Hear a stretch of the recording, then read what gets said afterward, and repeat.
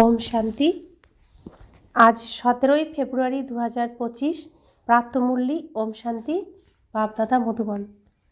বাপদাদা বলছেন, মিঠে মিঠে বাচ্চে, বাবা তোমাদের অতিথি হয়ে এসেছেন, সুতরাং তাকে তোমাদের আদর সমাদর করতে হবে।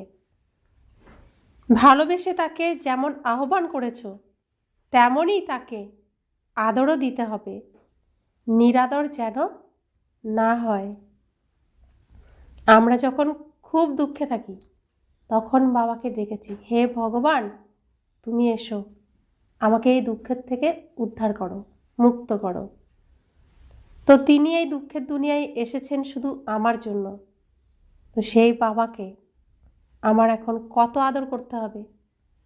শুধুমাত্র আমাকে উদ্ধার করতে এসেছেন, আমাকেই তার সমাদর করতে হবে। আজকের মূল্যের প্রশ্ন, বাচ্চারা তোমাদের কোন নেশা সবসময় ঊর্ধ্বগামী হওয়া উচিত? যদি নেশা ঈশ্বরীয় নেশা ঊর্ধ্বগামী থাকে তাহলে তাকে কি বলা হবে? উত্তর, উচ্চ থেকেও উচ্চতর ব্যক্তিত্বের অধিকারী এই পতিত দুনিয়াতে আমাদের অতিথি হয়ে এসেছেন। এই নেশা সব সময় ঊর্ধ্বগামী থাকা উচিত। তো যিনি সর্বোচ্চ সর্বশক্তিমান, যাকে পাওয়ার আশায় কতজন কি না করছেন, তিনি এসেছেন আমাকে উদ্ধার করতে। তিনি এসেছেন এই দুনিয়ায় অতিথি হয়ে। তো সেই নেশা আমারও ঊর্ধ্বগামী থাকা উচিত, কিন্তু নম্বর অনুসারে এই নেশা ঊর্ধ্বে থাকে। কেউ তো বাবার হয়েও সংশয় বুদ্ধির কারণে হাত ছেড়ে চলে যায়, একেই বলে তাদের ভাগ্য। ওম শান্তি ওম শান্তি 2 বার বলতে হয়। বাচ্চারা তো জানে যে এক হলেন বাবা, দ্বিতীয়জন দাদা। তো দুজনের জন্য ওম শান্তি 2 বার, আমার নিজের জন্য 1 বার। তো আমরা 3 বার ওম শান্তি বলি, কারণ আত্মা শান্ত স্বরূপ। দুজনে একত্রিত, তাই না? তো দুজনে একই গাড়িতে বসে থাকে, তো একসাথেই। ভগবানের কত উচ্চ মহিমা করা হয়, কিন্তু শব্দ কত সাধারণ। গড ফাদার, শুধু ফাদার নয়, গড ফাদার হলেন উচ্চ থেকে উচ্চতর। ওনার মহিমাও উচ্চ, ওনাকে আহ্বানও করা হয় পতিত দুনিয়াতেই। তিনি স্বয়ং এসে বলেন যে সত্যযুগ ত্রেতাতে কার রাজত্ব ছিল, কিভাবে হয়েছিল, এসব কারও জানা নেই। পতিত পাবন বাবা আসেন। কেউ তাকে পতিত পাবন বলে, কেউ বলে লিবারেটর, মুক্তিদাতা। তো এক এক ভাষার মানুষ এক এক ভাষায় বলে, কিন্তু বলে একজনকেই। তাকে আহ্বান করে বলে, স্বর্গে নিয়ে চলো। উচ্চ থেকেও উচ্চ তিনি, তাই না? তো প্রত্যেকে যে কোনো খারাপ পরিস্থিতিতে আঙ্গুল কোন দিকে তুলি? ওপরালা জানে। ওপরালা সব কিছু করবে। তো ওপরালা তো কেউ আছে একজন, যিনি সবসময় ওপরে থাকেন। তিনি আমার জন্য একবার এই নিচে এসেছেন, যিনি সবসময় ওপরালা, ওপরেই থাকেন। আমরা তাই আঙুল তুলে বলি ওপরালা সব কিছু জানেন। তো সেই ওপরালা এসেছেন নিচে অতিথি হয়ে আমাকে উদ্ধার করতে। তো আমরাই তাকে এই পতিত দুনিয়ায়, এই নোংরা দুনিয়ায় আহ্বান করেছিলাম, তাই তিনি এসেছেন। বাবা বলছেন, পতিত দুনিয়াতেই আহ্বান করে বলা হয়, আমাদের ভারতবাসীদের শ্রেষ্ঠ করে তোলো। ওনার পজিশন কত বিশাল, হাইয়েস্ট অথরিটি তিনি, কত বিশাল। তিনি কোথায় থাকেন? বাবা কোথায় থাকেন? সর্বোচ্চ স্থানে, ষষ্ঠ তত্ত্বে, এই 5 তত্ত্বের ওপারে থাকেন। তিনি হাইয়েস্ট অথরিটি। সমগ্র এই বিশ্ব ব্রহ্মাণ্ড তার রচনা। এই রাবণ রাজ্যের দুনিয়াতেই তাকে আহ্বান করা হয়। তিনি ছাড়া এই রাবণ রাজ্য থেকে কে মুক্তি দেবে? কেউ যদি মুক্তি দিতে পারত, এতদিন সবাই মুক্ত হয়ে যেত। কেউ যদি মুক্তির পথ জানতো তাহলে সবাইকে বলে দিত, কিন্তু কেউ জানে না।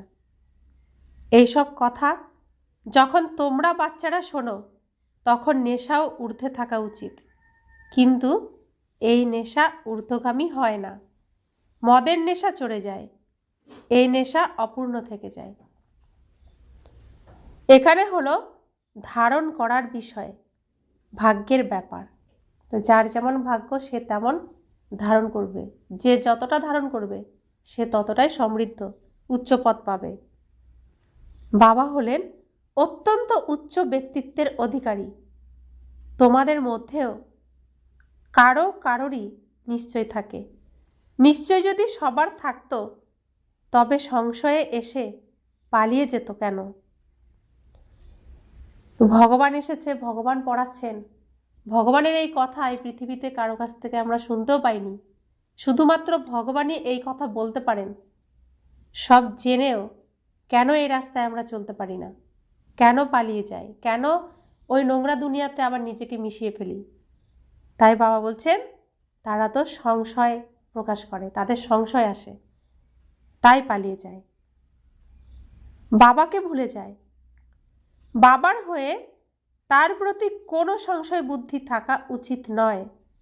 বাবা হলেন ওয়ান্ডারফুল, বাবা হলেন সম্পূর্ণ আশ্চর্যজনক। কত আশ্চর্যজনক! তিনি আছেন সাথে, কিন্তু কাউকে দেখাতে পারবো না। তিনি করছেন সহযোগিতা, কিন্তু কাউকে বলতে পারবো না, অনুভব করাতে পারবো না। অনুভব করাতে গেলে তেমন তেমন ভাগ্যবান বাচ্চারাই শুধু অনুভব করে, সবাই অনুভব করতে পারে না।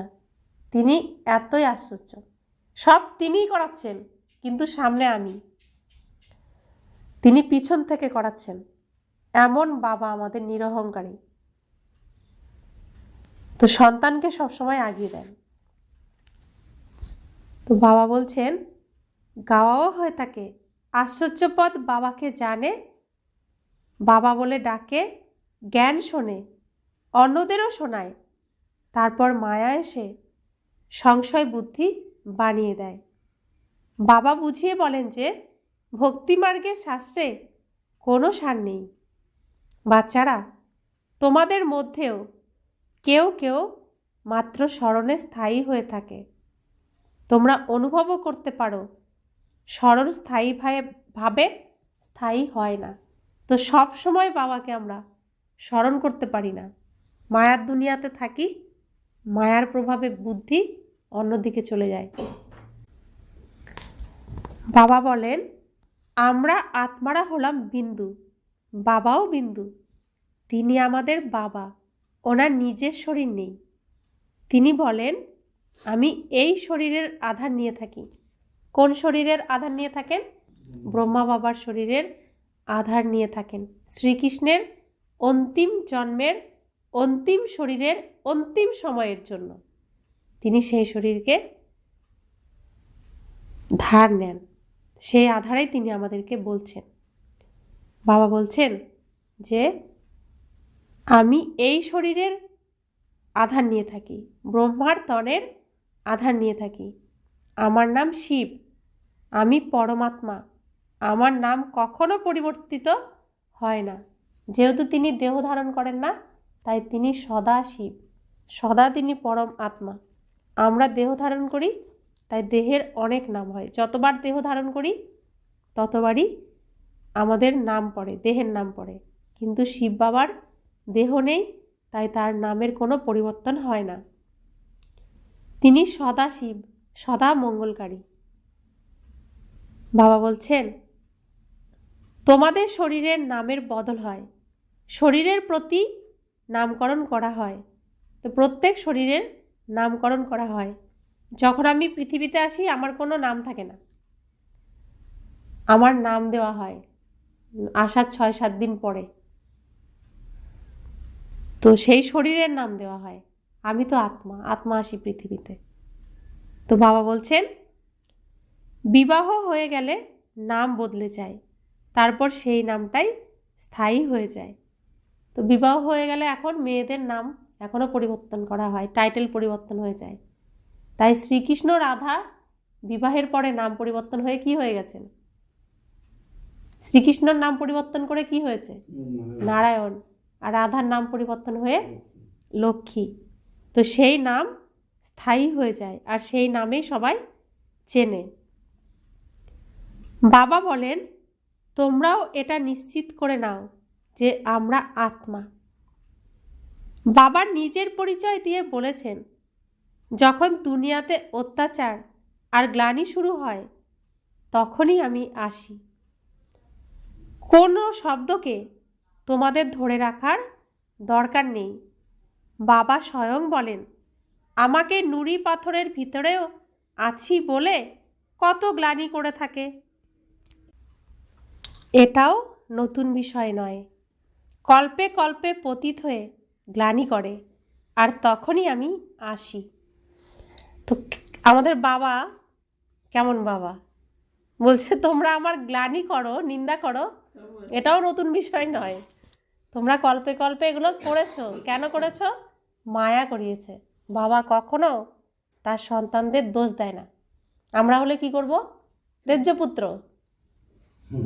আমার কথা শোনে না, আমার নিন্দা করে, তেজ্যপুত্র। আর বাবা কি বলছেন? আমার সন্তানের কোনো দোষ নেই, সব দোষ কার? মায়ার। তো এমন বাবা হতে পারবো? আমরা তো বাবার রূপে অভিনয় করি, পারবো? যদি না পারি বাবা হওয়ার দরকার নেই। পারবো এরকম অভিনয় করতে? আমরা তো অভিনয় করছি, অভিনয়ের জন্য বাবা। তবুও কি তার সমান পারবো করতে? তিনি সত্য, তিনি এমনই বাবা, কল্যাণকারী। তাহলে এমন ধর্মই আমাকে পালন করতে হবে। কল্পে কল্পে এটাই আমার পার্ট।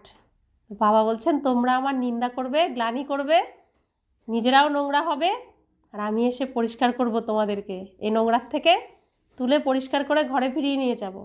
এটাই বাবার পার্ট। তো তিনি ভগবান, পার্ট কি পেয়েছেন তিনি? এই সৃষ্টির রঙ্গমঞ্চে পৃথিবীতে তিনি কিসের অভিনয় পেয়েছেন?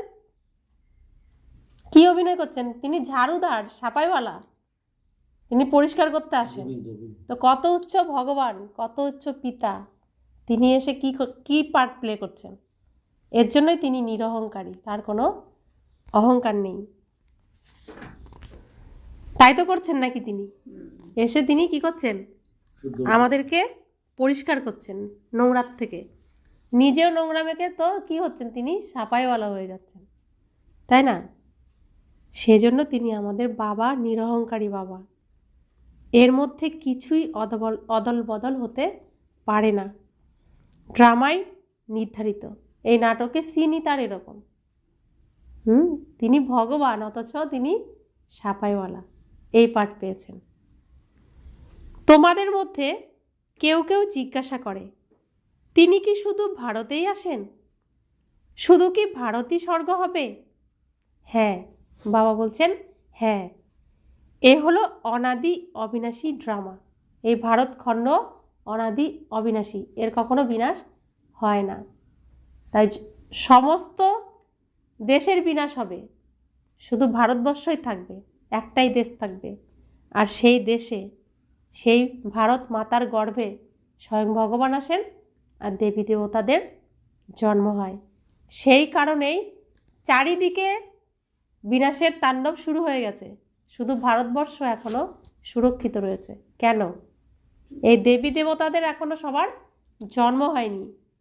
তাহলে যে যত তাড়াতাড়ি নিজেকে তৈরি করবে এবং আমাদের যে আরও ভাইরা আসবে এখানে, তাদেরকে খুঁজে আনবে, তত তাড়াতাড়ি এই বিনাশ ঘটে যাবে, তত তাড়াতাড়ি মঙ্গল হবে।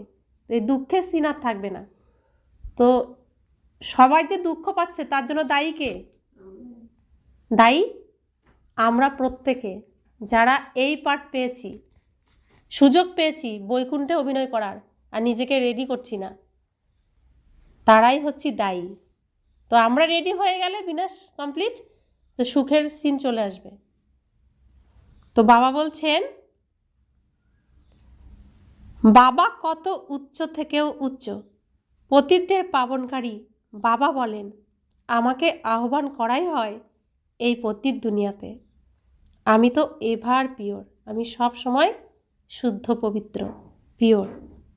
আমাকে পবিত্র দুনিয়াতেই ডাকা উচিত। তা আমি সদা পবিত্র, আমাকে তো পবিত্র দুনিয়াতেই ডাকা উচিত। পবিত্র দুনিয়া কোনটা? সত্যযুগ, ত্রেতাযুগ। তো সেই দুনিয়াতেই ডাকা উচিত, কিন্তু তখন কেউ তাকে স্মরণও করে না, তার কথা মনেও করে না। কেন করে না? সবাই সুখে থাকে। তো সুখে তাকে কেউ ডাকে না, দুঃখে ডাকে সবাই। তো বাবা বলছেন যে আমাকে পবিত্র দুনিয়াতেই ডাকা উচিত, কিন্তু না, পাবন দুনিয়াতে আমাকে ডাকার প্রয়োজনই নেই। পতিত দুনিয়াতেই আহ্বান করে বলা হয়, তুমি এসে পাবন করে তোলো। আমি কত বড় অতিথি, অর্ধকল্প ধরে আমাকে স্মরণ করে আসছো। এখানে কোনো বড় মানুষকে আহ্বান করতে হলে 1-2 বছর আগের থেকে ডাকবে। তো বিখ্যাত নামি দামি মানুষদেরকে ডাকতে হলে 1-2 বছর আগের থেকে ডাকবে। অমুকে এই বছর না হলেও পরের বছর তো আসবে। ওনাকে তো অর্ধকল্প ধরে স্মরণ করে আসছো, ওনার আসার সময় ফিক্সড হয়ে আছে, এটা কারো জানা নেই। উচ্চ থেকেও উচ্চ হলেন এই বাবা। একদিকে মানুষ ভালোবেসে বাবাকে আহ্বান করে, অপরদিকে তার মহিমাকে কালিমা লিপ্ত করে। একদিকে ডাকে, হে ভগবান আমাকে উদ্ধার করো, কেন এত দুঃখ দিচ্ছ? তোমার কি আমার প্রতি একটু দয়া হয় না, মায়া হয় না? বলি তো। আরেকদিকে বলি, ভগবান সর্বত্র বিরাজমান, নোংরার মধ্যে আছে, নুড়ি পাথরে আছে, তার উপরে হাঁটছি, তার উপরে থুতু ফেলছি। তো একদিকে তাকে ডাকছি উদ্ধার করতে, আরেকদিকে তাকেই আমি নোংরা করছি। তো এগুলো পাপ হয়েছে না পুণ্য হয়েছে? এখন পাপ, আমি তার উপর থুতু ফেলেছি, তিনি আবার আমাকে এসে পরিষ্কার করতে আসছেন। তো কেমন বাবা আমাদের, কত নিরহংকারী বাবা। বাস্তবে ইনি হলেন সর্বাপেক্ষা শ্রেষ্ঠ গেস্ট অফ অনার, বিশাল মহিমান্বিত অতিথি, যার মহিমাকে কলঙ্কিত করা হয়েছে। বলা হয় ঈশ্বর নুড়ি পাথর সর্বত্র বিরাজমান। কত হাইয়েস্ট অথরিটি তিনি, আহ্বানও করা হয় ভালোবাসার সাথে। কিন্তু মানুষ হলো সম্পূর্ণ বুদ্ধু, বোকা, অনন্ত সারশূন্য।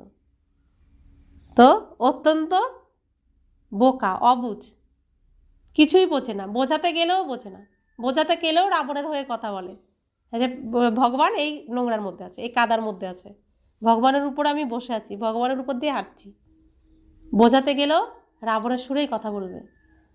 তো বাবা বলছেন একদম অবুঝ, একদম বুদ্ধু, বোকা। আমি এসে নিজের পরিচয় দিয়ে বলি, আমি তোমাদের ফাদার।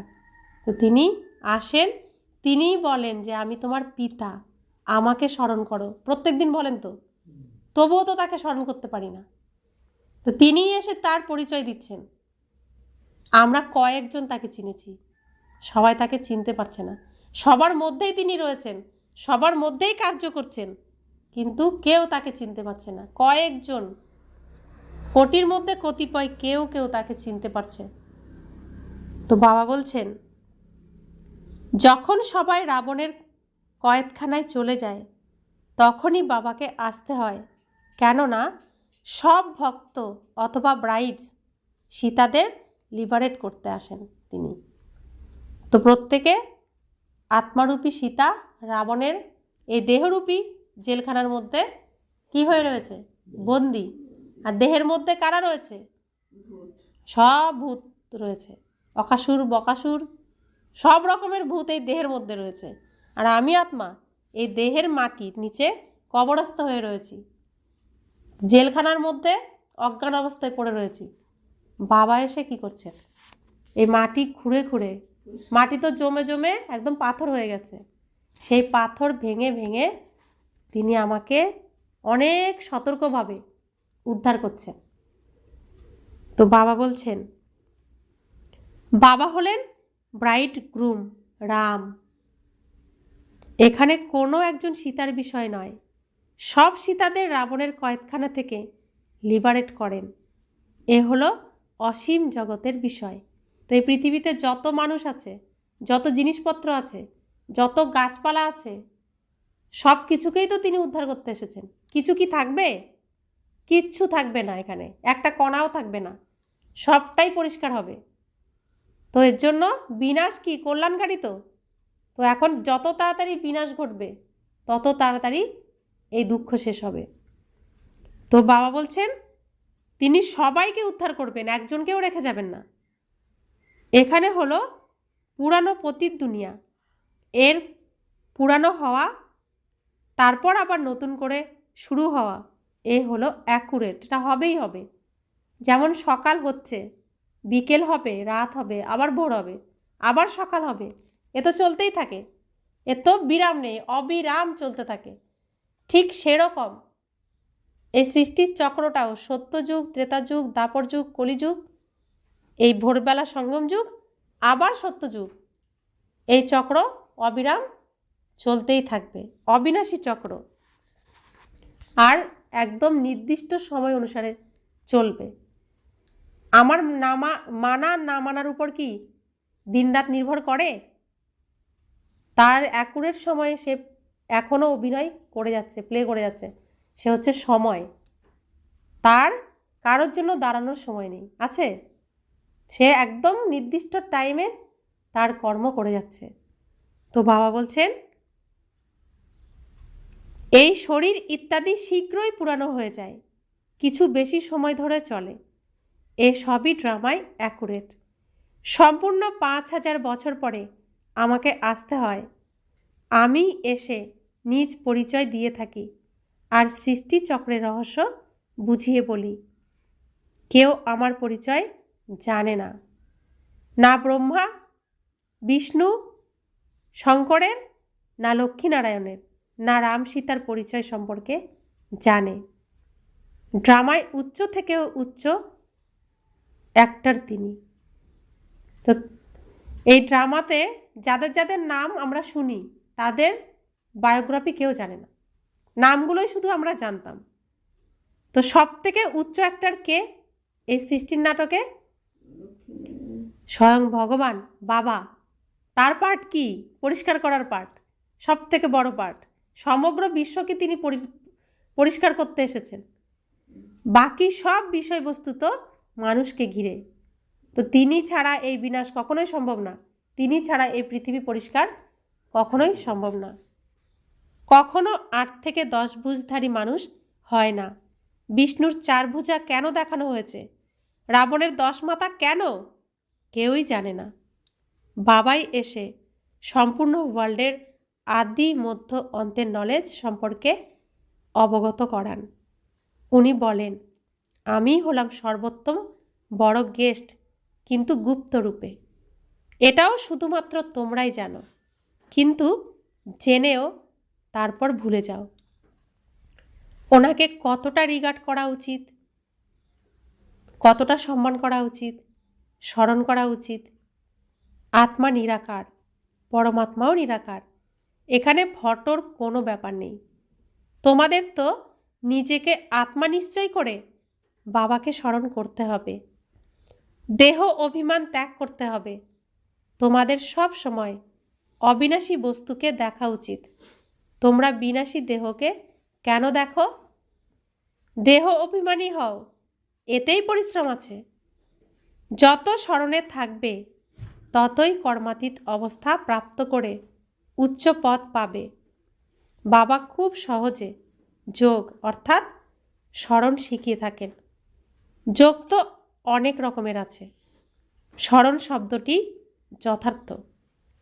যোগ শরীরের যোগ আছে, হঠ যোগ আছে, না অনেক রকমের যোগ আছে, তাই বলছেন স্মরণ শব্দটি যথার্থ। পরমাত্মা বাবাকে স্মরণ করার মধ্যেই পরিশ্রম আছে, তাকে স্মরণে রাখার মধ্যেই পরিশ্রম। ক্ষণে ক্ষণে আমরা ভুলে যাই। খুব কম সংখ্যকই আছে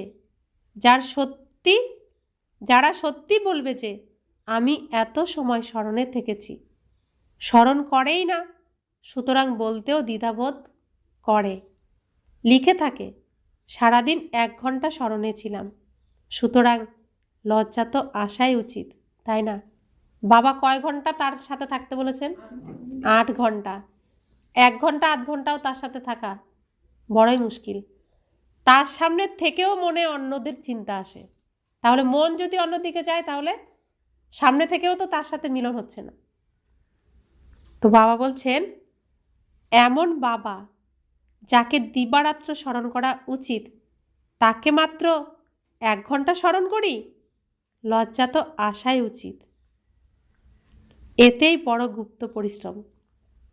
বাবাকে আহ্বান করা হয়, কত দূর থেকে তিনি আসেন, তিনি তো গেস্ট, তাই না? কত দূর থেকে আসেন উনি, কত বড় গেস্ট। সেই ষষ্ঠ তত্ত্বের ওই পারে, যেখানে কোনো বিজ্ঞানী, কোনো সায়েন্টিস্ট কোনোদিনও পৌঁছাতে পারবে না কোনো স্থূল জিনিস নিয়ে, কিন্তু তারা তো সেখানে পৌঁছানোর জন্যই এত কিছু করছে। কিন্তু সেখানে কারা পৌঁছাতে পারবে? শুধুমাত্র আত্মা, কোনো স্থূল জিনিস সেখানে পৌঁছাতে পারবে না। তো বাবা সেইখান থেকে এসেছেন। বাবা বলেন, আমি নতুন দুনিয়ার গেস্ট হই না, নতুন দুনিয়াতে তিনি আসেন না। অর্থাৎ বাচ্চারা যখন সুখে থাকে তখন বাবা নিশ্চিন্তে পরমধাম বসে থাকে। আসি পুরানো দুনিয়াতে নতুন দুনিয়ার স্থাপনা করতে, এ হলো পুরানো দুনিয়া। এটাও কেউ যথার্থভাবে জানে না। বাবা বলছেন, আমার বাচ্চাগুলোকে রাবণ এত দুঃখ দিচ্ছে, আমি যাই উদ্ধার করে নিয়ে আসি, রাবণের এত জ্বালা যন্ত্রণা শেষ করে আসি। তো তিনি আসেন আমাদেরকে সুখের রাজ্যে নিয়ে যাওয়ার জন্য, তিনি আসেন। এ হলো পুরানো দুনিয়া। এটাও কেউ যথার্থভাবে জানে না, নতুন দুনিয়ার আয়ুই জানে না। বাবা বলেন, এই নলেজ আমি এসে দিয়ে থাকি, তারপর ড্রামা অনুসারে এই নলেজ লুপ্ত হয়ে যায়, আবার কল্প পরে এই ভূমিকার পুনরাবৃত্তি হবে। অর্থাৎ এই যে আজকের দিনে আমরা এখানে বসে আছি, 5000 বছর আগে এই টাইমে, এই সময় যখন এই সিনটা ছিল তখন আমরা এখানেই ছিলাম। আবার আমরা 5000 বছর পরে এরকমই সময়, এরকমই দিনে এখানেই বসে থাকব। তো সিনেমাতে রিপিট একই তো হবে। তো বাবা বলছেন, আমাকে আহ্বান করে প্রতি বছর শিব জয়ন্তী পালন করা হয়। তো বাবাকে প্রত্যেক বছরই আমরা আহ্বান করি, প্রত্যেক বছর শিব জয়ন্তী পালন করি। যা হয়ে চলে যায় তার বাৎসরিক অনুষ্ঠান অনুষ্ঠিত হয়। শিব বাবারও 12 মাস পর জয়ন্তী পালন করা হয়, কিন্তু কবে থেকে পালন করা হচ্ছে এটা কারও জানা নেই। শুধু বলে থাকে 1,00,000 বছর হয়ে গেছে, কলিযুগের আয়ুও 1,00,000 বছর লিখেছে। বাবা বলেন, এটা 5000 বছরের বিষয়। তো এই সিনেমাটা 5000 বছর ধরে চলে। এই পৃথিবীর স্টেজে নাটকটা শুরু হয় সত্যযুগে, কলিযুগে শেষ হয়। এই নাটকটা শেষ হতে সময় কত লাগে? 5000 বছর। সর্বপ্রথম এই দেবতাদেরই ভারতের রাজ্য ছিল। সুতরাং বাবা বলেন, আমি ভারতের অনেক বড় অতিথি। আমাকে অর্ধকল্প ধরে অনেক নিমন্ত্রণ দিয়ে আসছে। যখন খুব দুঃখী হয়ে ওঠে তখন বলে, হে পতিত পাবন এসো, আমি এসেওছি পতিত দুনিয়াতে। আমার তো রথ চাই না। আত্মা অকাল মূর্তি, তার আসন এটা। কোনটা? ব্রহ্মা বাবার শরীর। তো ব্রহ্মা বাবার গাড়ির মধ্যে ব্রহ্মা বাবা তো ড্রাইভারের সিটে বসে আছে, ড্রাইভারের পাশে শিব বাবা এসে বসে যান। তো গাড়িতে যেমন ড্রাইভারের পাশে একজন বসতে পারে, ঠিক সেরকম বাবা বলেন, বাবাও অকাল মূর্ত, এই আসনে এসে বিরাজ করেন। কেউ শুনলে চমকে যাবে, এ বড়ই রমণীয় বিষয়। যখন বাবা বলেন, বাচ্চারা আমার মতে চলো, মনে করো শিব বাবা মত প্রদান করেন, মুরলি পড়েন। ইনিও বলেন, ব্রহ্মা বাবাও বলেন, আমিও মুরলি শুনে তারপর শোনাবো। শোনান তো তিনি। কে শোনান? শিব বাবা শোনান ব্রহ্মা বাবার মুখের দ্বারা, যেমন স্পিকারের মতো, স্পিকারের দ্বারা শোনান, মাইকের দ্বারা শোনান, সেরকম। তো বাবা বলছেন ইনি নম্বর 1 পূজ্য, তারপর নম্বর 1 পূজারী হন। কে? ব্রহ্মা বাবা নাম্বার 1 পূজ্য, অর্থাৎ ব্রহ্মা বাবা শ্রীকৃষ্ণ রূপে যখন থাকে, তার ঘুম থেকে ওঠা থেকে রাতে ঘুমাতে যাওয়া পর্যন্ত প্রত্যেকটা আচরণের পুজো করা হয়, হয় না? তো তিনি নাম্বার 1 পূজ্য। আবার তিনি কি করছেন? দাপর যুগে প্রথম শিবলিঙ্গ স্থাপন করছেন, সোমনাথের মন্দির বানাচ্ছেন। তাহলে প্রথম ভক্ত কে হলেন? তিনি নিজেই। হ্যাঁ, সব থেকে বড় ভক্ত কে? তিনি নিজেই। তো সেই জন্য বলছেন তিনি নাম্বার 1 পূজ্য, আবার নাম্বার 1 পূজারী। ওম শান্তি। এখন ইনি পুরুষার্থী। এখন তিনি কি পড়াশোনা করছেন? তিনি ভগবানের কাছে। বাচ্চাদের সব সময় বোঝানো উচিত আমি শিব বাবা শ্রীমত পেয়েছি। যদি কেউ উল্টো কথা বলে তাকে ঠিক করে দেবে। কেউ যদি উল্টো বলে আর আমরা সেই জ্ঞানটা জানি, তো সেটা খুব ভালোবেসে বুঝিয়ে ঠিক করে দিতে হবে। এই অটুট নিশ্চয় থাকলে তার রেসপন্সিবিলিটি শিব বাবার। আমি আমার ভাইদেরকে বোঝাবো, বলবো, বাবাকে বলছি যে বাবা আমার অবুঝ ভাইগুলোকে তুমি বুঝিয়ে দাও এই মুখের দ্বারা।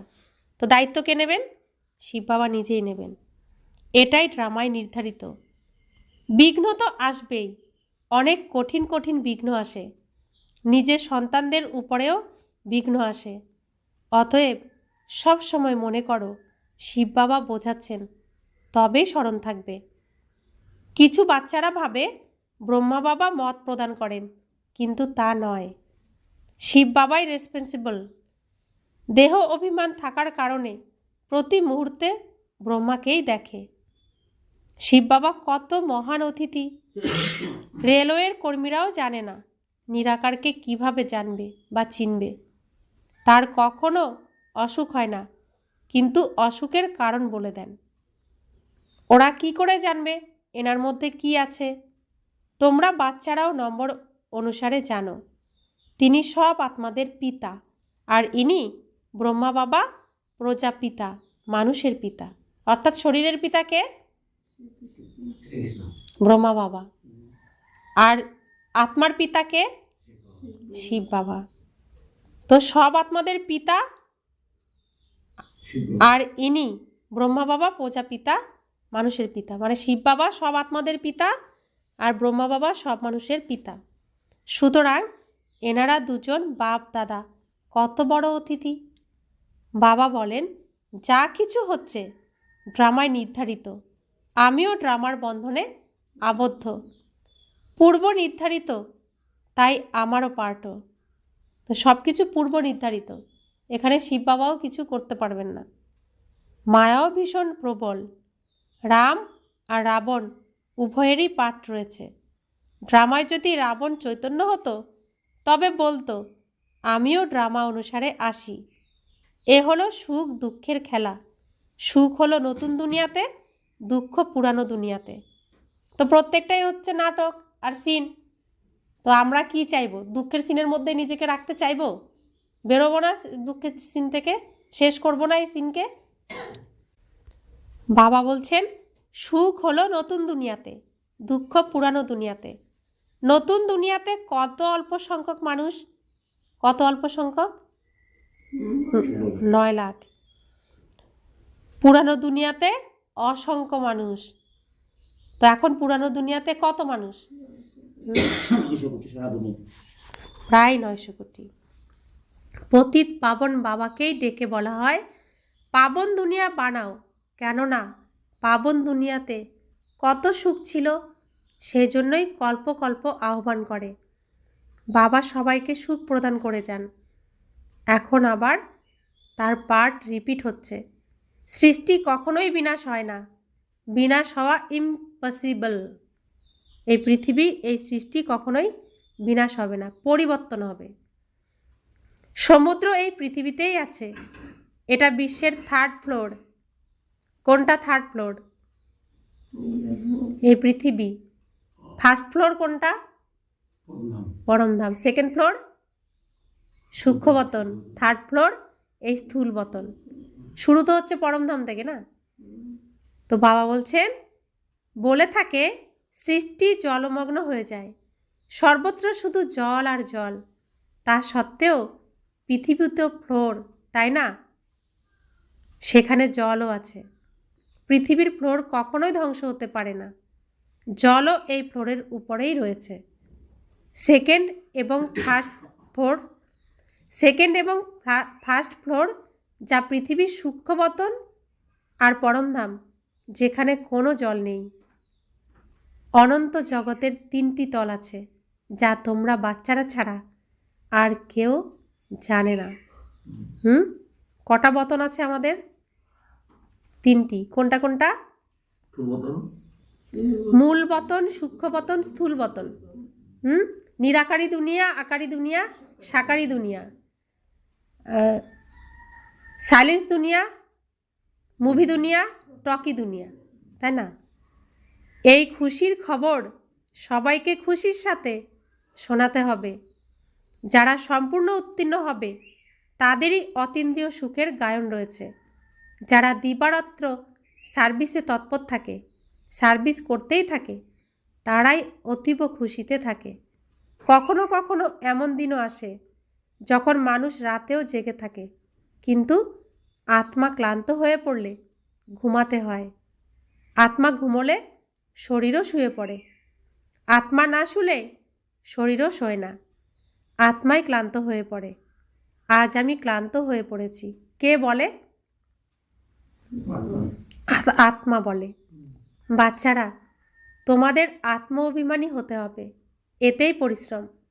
বাবাকে স্মরণ না করলে, দেহি অভিমানী না হলে দেহ সম্বন্ধীদের স্মরণ এসে যায়।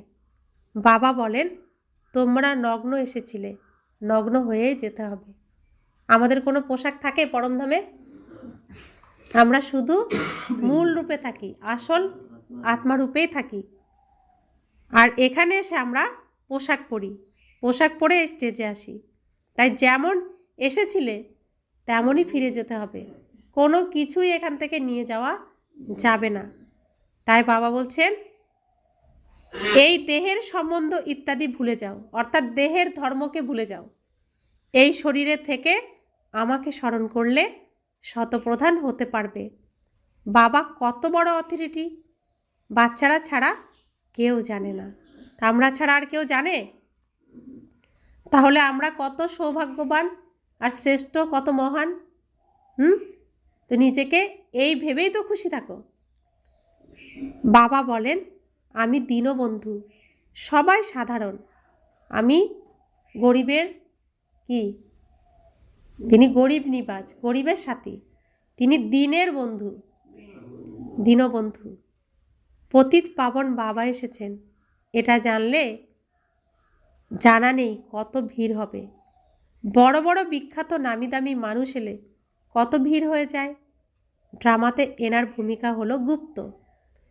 তো সর্বশ্রেষ্ঠ, সর্বোচ্চ, সর্বশক্তিমান পিতা যিনি ভগবান, তিনি এসেছেন, আর তাকে আমি প্রাপ্ত করেছি। তো তাকে যদি সবাই চিনে যেত, এখানে কত ভিড় হতো। সেজন্য তিনি গুপ্ত, আমরাও গুপ্ত। আমাদের গুপ্তভাবে কি করছেন? তিনি ট্রেনিং করাচ্ছেন। কিসের জন্য? প্রথম সিনে অভিনয় করার জন্য। গুপ্তভাবে তিনি আমাদের তৈরি করছেন। তো পাণ্ডবরা কি থাকে? গুপ্ত থাকে না? তো আমরা পাণ্ডবরা গুপ্ত।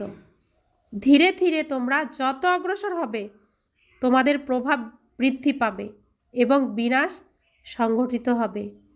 এমনি তো কিছু পাওয়া যায় না, স্মরণ করলে বাবার পরিচয় পেয়ে যাবে। সবাই পৌঁছতে পারবে না। যেমন যেসব কন্যা, যেসব মাতা পরিবারের শৃঙ্খলে আবদ্ধ থাকে, তারা বাবার সাথে মিলিত হতে পারবে না। কত অত্যাচার সহ্য করতে হয়, বিকার ত্যাগ করতে পারে না। বলে, সৃষ্টি তবে কিভাবে চলবে? বাবা বলেন, সৃষ্টির বোঝা কি বাবার উপরে নাকি তোমাদের উপরে? বাবাকে জেনে গেলে এরকম প্রশ্ন করবে না। তাদের বলো, সবার আগে বাবাকে তো জানো, তারপর সব কিছু জানতে পারবে। বোঝানোর জন্য যুক্তি চাই। হ্যাঁ, তো আমরাই বলছি আত্মা অবিনাশী, অমর। তাকে তরোয়াল কাটতে পারে না, হাওয়া ওড়াতে পারে না, জল ডোবাতে পারে না, আগুন পোড়াতে পারে না। অর্থাৎ আমি আত্মা, কখনো বিনাশ হব না, আমি অমর। তাহলে আমি তো এখানে বারে বারে আসবো। তো কিভাবে আসবো, কি করব, সে তো যে নাটক লিখেছেন, কিভাবে এখানে আমাকে চরিত্রে আনবেন তিনি জানেন। আমার তো ভাবার বিষয় নয়। আমি অভিনয় করতে এসেছি, অভিনয় করাই আমার কাজ, আমি সেটা করব। তো বাবা বলছেন, এর জন্য ব্রহ্মা বাবাকে বলেন না, গুড় জানে আর গুড়ের পটলি জানে। হ্যাঁ, গুড়ের বস্তা জানে। আমার তো এসবের লেনা দেনা নেই, আমি গুড় খাবো খালি। अच्छा, मीठे मीठे सिखिलाते बच्चों प्रति माता पिता बाप दादा का याद प्यार और गुड मॉर्निंग। रूहानी बाप की रूहानी बच्चों को नमस्ते। हम रूहानी बच्चों की रूहानी माता पिता बाप दादा को याद प्यार, गुड मॉर्निंग और नमस्ते नमस्ते नमस्ते। शुक्रिया बाबा, शुक्रिया बाबा, शुक्रिया। धारणार জন্য মুখ্য সার, সব সময় হাইয়েস্ট অথরিটি বাবার স্মরণে থাকতে হবে। বিনাশী দেহকে না দেখে দেহি অভিমানী হওয়ার পুরুষার্থ করতে হবে। সবসময় হাইয়েস্ট অথরিটি কে? বাবা। তো হাইয়েস্টের সাথে মিশলে আমি কেমন হব? হাইয়েস্ট। আর বিনাশী দেহকে যদি দেখি কি হব? বিনাশ হব। তাই দেহি অভিমানী হওয়ার পুরুষার্থ করতে হবে। লেভেল সবসময় কোথায় থাকবে? উঁচুতে থাকবে আমার। আমি এই দেহের থেকে উচ্চ স্থানে থাকি, আকাশতত্ত্বে থাকি, সব সময় ভাবতে হবে। তো বাবা বলছেন স্মরণের প্রকৃত চার্ট রাখতে হবে, কতক্ষণ আমি স্মরণ করছি। দ্বিতীয় ধারণা, দিবারাত্র সার্ভিসে তৎপর থেকে অপার খুশিতে থাকতে হবে। 3 লোকের রহস্য সবাইকে উৎফুল্লতার সাথে বোঝাতে হবে। শিব বাবা যে শ্রীমত দেন তার প্রতি অটুট নিশ্চয় রেখে চলতে হবে। কোনো বিঘ্ন এলে ঘাবড়ানো উচিত নয়। রেসপন্সিবল শিব বাবা, সেজন্য সংশয় যেন না আসে। যা দায়িত্ব সব দায়িত্ব কার? বাবার। আমার এই শরীরকে দিয়ে তিনি যে শ্রেষ্ঠ কাজ করাবেন করাবেন। আমার তন মন ধন সব তার কাছে সমর্পিত। তিনি এখন যা করবেন তাতেই আমি রাজি। বরদান, শ্রেষ্ঠ বেলার আধারে সর্বপ্রাপ্তির অধিকারের অনুভবকারী পদ্মা পদম ভাগ্যশালী ভব। যারা শ্রেষ্ঠ বেলাতে জন্ম নেওয়া ভাগ্যশালী বাচ্চা, তারা কল্পপূর্বের টাচিংয়ের আধারে জন্ম নিতেই নিজের আপন অনুভব করে। তারা জন্ম নিতেই সকল প্রপার্টির অধিকারী হয়। যেরকম বীজের মধ্যে সমগ্র বৃক্ষের সার সমাহিত হয়ে থাকে, সেরকম নম্বর 1 বেলাতে জন্ম নেওয়া আত্মারা এসেই সর্বস্বরূপের প্রাপ্তির খাজানার অনুভবী হয়ে যায়। তারা কখনো এরকম বলে না যে সুখের অনুভব হয়, শান্তির নয়, শান্তির হয় সুখের বা শক্তির নয়, সর্ব অনুভবের দ্বারা সম্পন্ন হয়। তো এটা শ্রেষ্ঠ বেলা। কোন বেলা?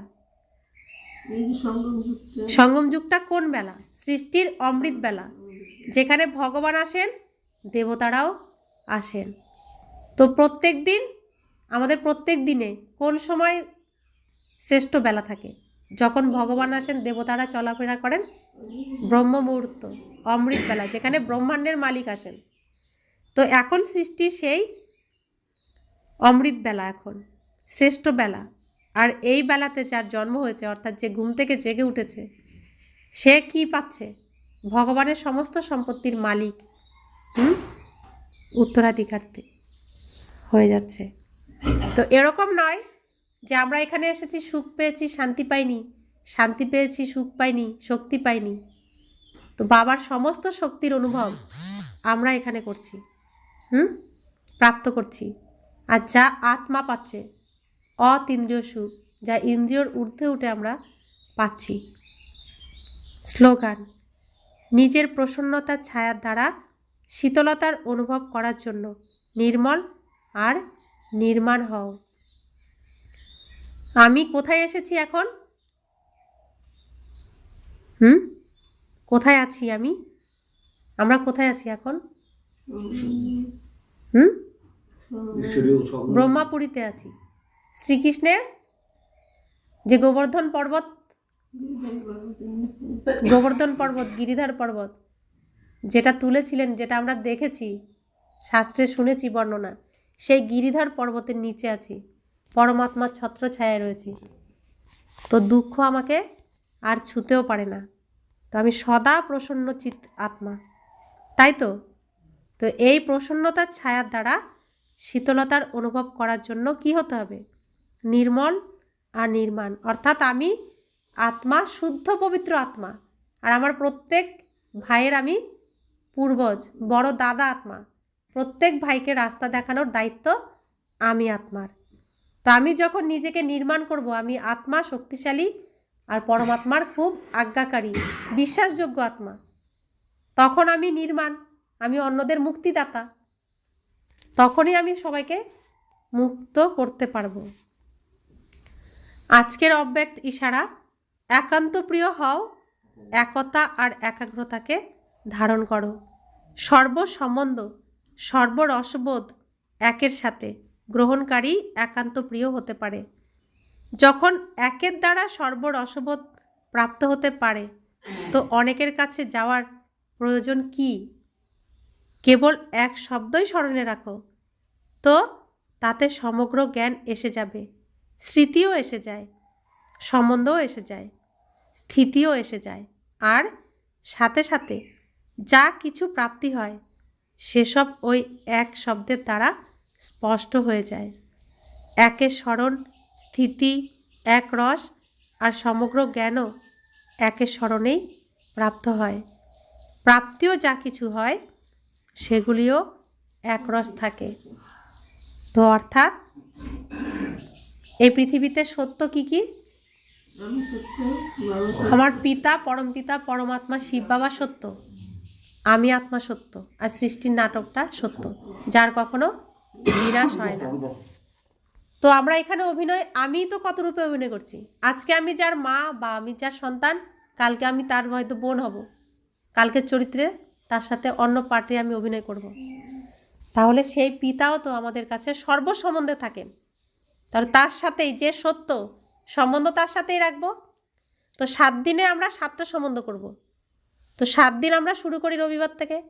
তো রবিবারে তার সাথে কি সম্বন্ধ করব? সবার আগে সন্তান, সন্তান রূপে তিনি থাকবেন রবিবারে।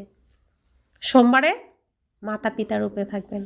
মঙ্গলবারে টিউসডে তো টিচার্স, শিক্ষক রূপে থাকবেন। বুধবারে ওয়েডনেসডে সেদিন দাদা বা ভাই রূপে বা বোন বা দিদি রূপে থাকবেন। বৃহস্পতিবার সদ্গুরুবার, তিনি সদ্গুরু রূপে থাকবেন। শুক্রবার ফ্রাইডে ফ্রেন্ড রূপে থাকবেন, বন্ধু রূপে থাকবেন।